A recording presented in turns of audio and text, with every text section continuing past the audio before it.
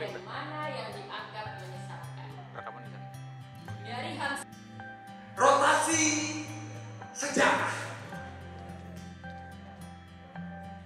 Harus bilang apa, harus bagaimana, harus bertanya pada siapa. Kalau banyak mata saat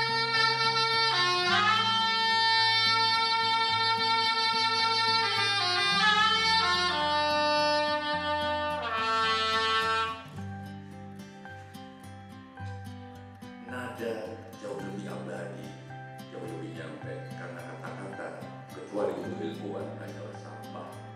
Tapi dia ikut mati bersama matinya sesuai. Nah, ada lagi yang Selamat malam. Malam ini sesuai dengan format acara, saya akan menyampaikan pidato kebudayaan dan saya mengambil judul Martabak Politik dan Intelektual Martabak. Kekuasaan selalu bekerja untuk mengontrol pikiran dan gagasan. Mereka mengatur mana yang boleh dibaca dan mana yang harus dimusnahkan, mana yang perlu dipromosikan dan mana yang mesti diharamkan, apa itu yang benar dan mana yang dianggap menyesatkan. Rekaman di sana. Dari Hamzah Mansuri di abad 16, sultan-sultan memilih mana ulama yang boleh didengarkan dan mana ulama yang harus disingkirkan. Syair-syair Hamzah Mansuri dianggap sesat. Nama Hamzah tak tertulis dalam buku sejarah Kesultanan Aceh. Dari generasi ke generasi, syair-syairnya terlupakan. Ketika penjajah datang dan mengambil alih kontrol kekuasaan, mereka tak hanya mengeruk kekayaan alam, tapi juga membonsai pikiran. Tak banyak dari kita yang mengenal nama Mas Marco Kartodikromo, tak banyak dari kita yang membaca hikayat Kadirun Semaun dan berbagai karya lain yang kala itu digolongkan sebagai bacaan.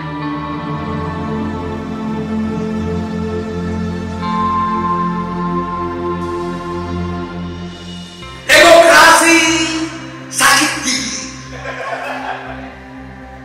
Reformasi, reformasi, provokasi makin besi. Silat lidah, obral janji, politisi, adu gengsi, bukan sensasi. Demokrasi setengah hati, demokrasi sakit gigi.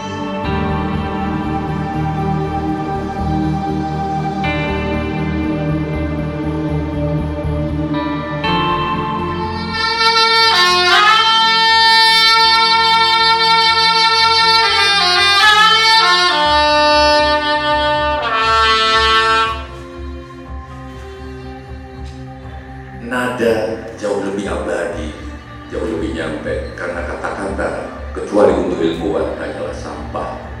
Tapi izinkan saya berkata-kata supaya Amin Kamil ada alasan juga mengundang saya di pidato kebudayaan ini. Saya berharap Mas Sobari, semoga alam tidak mengutuk kita semua,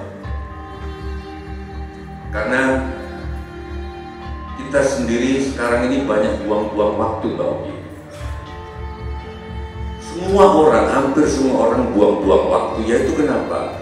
Menyuruh orang menghina orang yang sudah menghina dirinya sendiri. Itu membuang waktu buat aku. Berniat menyuruh orang turun, yang dianya sudah menyuruh dirinya sendiri turun.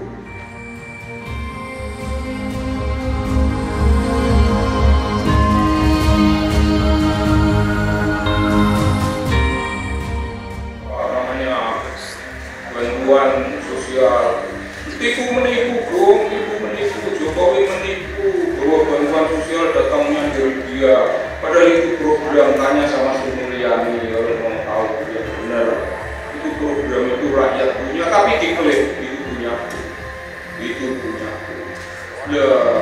Silapannya ini bagian dari kebudayaan yang menampilkan wajah kekuasaan yang jatuh bangun melukai kita, melukai seluka-lukanya kita, dilukai oleh persoalan itu. Tapi jangan ikut luka, lebih baik.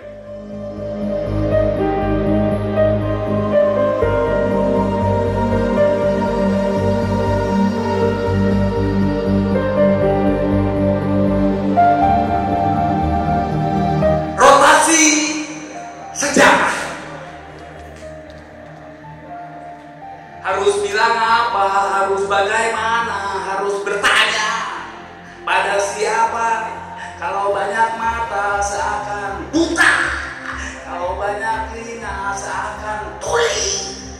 Orang-orang tak peduli pada apa yang terjadi di jalanan, orang tak peduli apapun yang sedang terjadi. Udara pengap penuh polusi, mulut-mulut terkunci. Mimpi buruk datang lagi, sementara di sini kita menanti. Harus bilang apa, harus bagaimana. Cakar hitam makin merajalela, mencengkram siapa yang lemah, mencekik siapa yang lemah. Gelepar korban tinggalkan jeritan tanpa upacara, apalagi doa.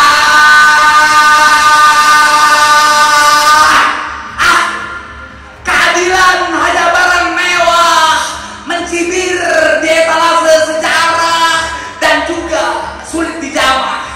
Begitu banyak khotbah-khotbah diucapkan oleh para babi berkedok.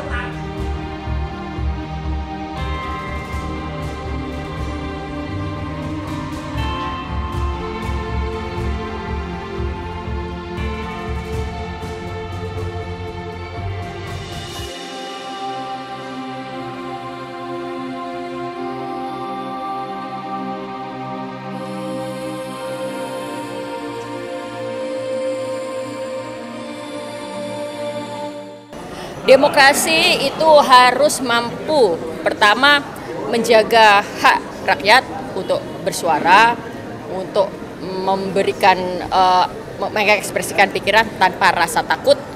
Bagi seniman, budayawan, sastrawan, kita juga perlu jaminan dalam berkarya. Itu esensi demokrasi yang pertama. Lalu yang kedua, tujuan demokrasi pada intinya adalah untuk kesejahteraan rakyat.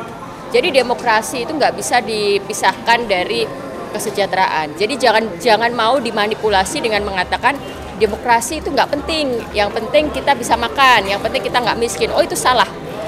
Hanya dengan demokrasi rakyat bisa mencapai kesejahteraan, karena ketika ada yang nggak benar dalam sistem, kita bisa bersuara. Kalau ada yang nggak benar, ada orang ditindas, kita bisa bersuara. Kalau ada yang kelaparan, media bisa memberitakan. Jadi di situ fungsi demokrasi pada akhirnya kesejahteraan. Saya sangat berharap di 14 Februari nanti rakyat pemilih bisa benar-benar menggunakan hak suaranya dengan rasional. Rasional artinya betul-betul memperhatikan kapasitas masing-masing calon, mempertimbangkan rekam jejaknya, melihat persoalan-persoalan yang dihadapi masing-masing calon dan komitmen mereka dalam mengatasi berbagai persoalan bangsa. Hanya dengan begitu demokrasi kita bisa diselamatkan.